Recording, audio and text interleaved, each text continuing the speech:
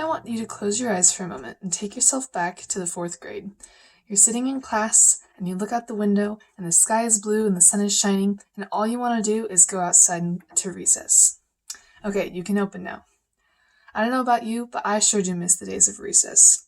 But why is recess a thing? Well, obviously you don't want 20 elementary school children in a small classroom for all day, so you gotta let them outside at some point. Along with that, spending time outdoors exercising is very important for the health and development of young children. As high schoolers, we no longer get to have recess. Classes are more difficult, classes have gotten more challenging, and the content has gotten more challenging. And we simply don't have enough time in our school day to spend time outdoors. However, as we get older, we actually need to spend just as much, if not more, time outside than we did when we were young. You always hear that staying inside all day isn't good for you, but I began to want to know why. So over the past few weeks, I have been digging into information about this topic, and I have discovered how big of an issue it is that we aren't spending enough time outside, as well as fascinating ways to spend time outdoors and how that benefits your body, soul, and mind. And today I want to share these things with you.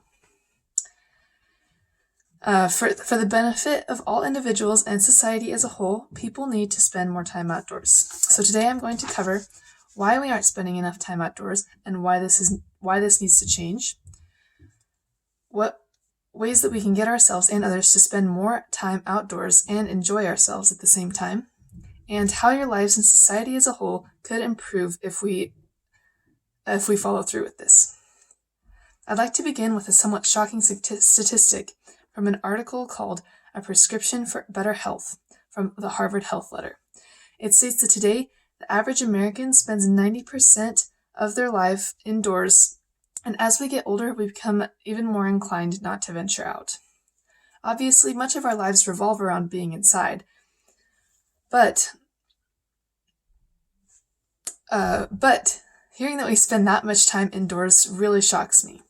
And here are the 3 biggest reasons that I've found that people today spend so much time inside rather than outside. Number 1, we feel like we're simply too busy to get outside. Now, this is something that almost everyone on planet Earth can relate to. Our lives are often preoccupied with jobs, housework, and family commitments. A second major barrier between people and the great outdoors is actually nature itself.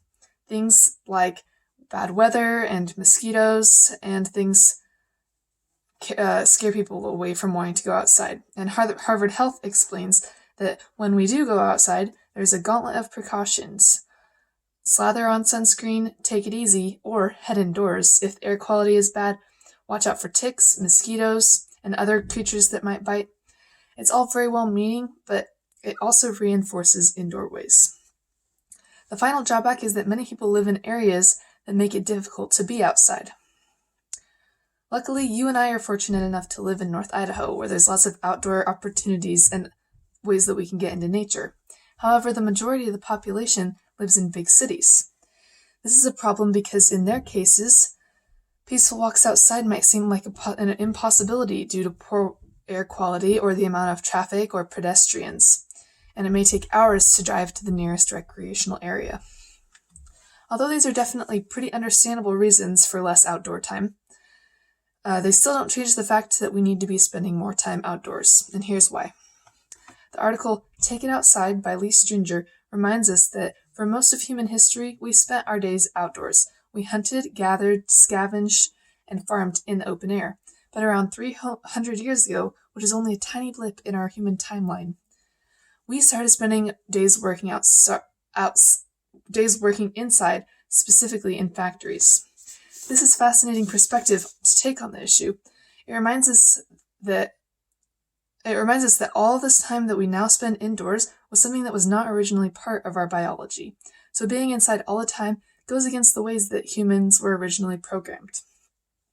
This may align with reasons that humans have slowly become more unhealthy, obese, and depressed over the years. Kevin Loria on the website businessinsider.com states pretty straightforwardly, many people spend work days indoors under fluorescent lights and in front of computers, only to come home to bask in the glow of their television screens. This practice is really destructive for our bodies, and if it is done repeatedly day after day without any sort of natural light or fresh air to add to the balance, it's incredibly unhealthy. In fact, Loria continues to list some of the specific negative effects that this can have on the body, such as depression, stress, inflammation, high blood pressure, fatigue, anxiety, and more. Ever heard of these? These are things that cause people to have to visit the doctor regularly, spend lots of money on pills and medicines, and it's really expensive for them to try and fix these issues. The solution is so simple though. Just spend more time outside and you won't have to create so many things to try to help you feel better. Hopefully this information has made you understand the lack of time outdoors is a pretty big problem in today's society. However, the steps we can take to get ourselves more actively in nature are pretty simple and actually enjoyable too. Remember our 3 drawbacks from earlier: busy schedules, bad weather, and bugs, and being unable to get into nature based on where you live, like if you live in a city? Some of you might be arguing that one of these is interfering with your own life and you just can't see a way around it. Well, I am going to tell you that there are solutions that can help us overcome all of these barriers. If you feel you're too busy with work or family, the answer is simply to do these things outdoors. The article, Take It Outside by Lee Stringer, says that we spend roughly 93% of our day inside a building or vehicle. We can easily do part or all of our jobs on trains, planes, coffee shops, or in hotels. But somehow, working outside is a foreign concept. Well, why is it a foreign concept? Why does it have to be a foreign concept? If you have work, or in our case as students, homework, try taking your computer or your papers with you and sit outside for a while and do work. And if you have family commitments, do things with your family outside, like cookouts or things like that, like hiking and biking. Maybe you hate the hot or cold weather, or the rain, or the wind, or the insects. If this is the case, I have 2 solutions for you. First, you could try going outside at a time of day that suits you, where there's not a lot of heat, like early in the morning, or late after dinner or something. Take a walk. And when, like those time of days, there's not bugs or heat. And second, you can focus on things that will distract you from these things. The article, How to Spend More Time Outside in 7 Sneaky Ways by Phoebe Avison, has great suggestions on how to distract yourself. These things include walking a dog, doing outdoor photography, going on a picnic, going camping, and even more. You could also do things like fly a kite if it's windy, or have fun splashing in rain puddles if it just rained. Just have fun with it. And another thing that can distract you from the elements that bother you while you're outside is keeping in mind that being outside is really healthy for your body, and it impacts you in a positive way. Now that I have explained to you, and finally, if your excuse is that you don't have access to nature because of where you live, then there are still solutions for you. The PBS.org article, Why Doctors Are Increasingly Prescribing Nature, explains that these days some clinical doctors in big cities especially are prescribing for kids and adults both to be spending time outside rather than taking medicines and things like that. This can be really beneficial for your health, especially if you live in big cities.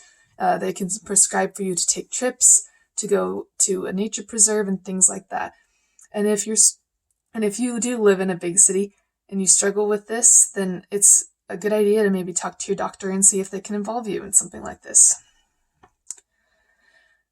Now that I've explained all you need to know about the need to get outside and how, I'm going to list the specific benefits that the outdoors have on you and on a society as a whole. There are enormous health benefits that getting outside will have on you as an individual. Robin Whalen's article, The Powerful Health Benefits of Spending Time Outside, lists many of these. She says that being outdoors can improve happiness, memory, and relieve stress, as well as reduce inflammation, give you a natural energy boost, improve brain function, improve your immune system, and many more.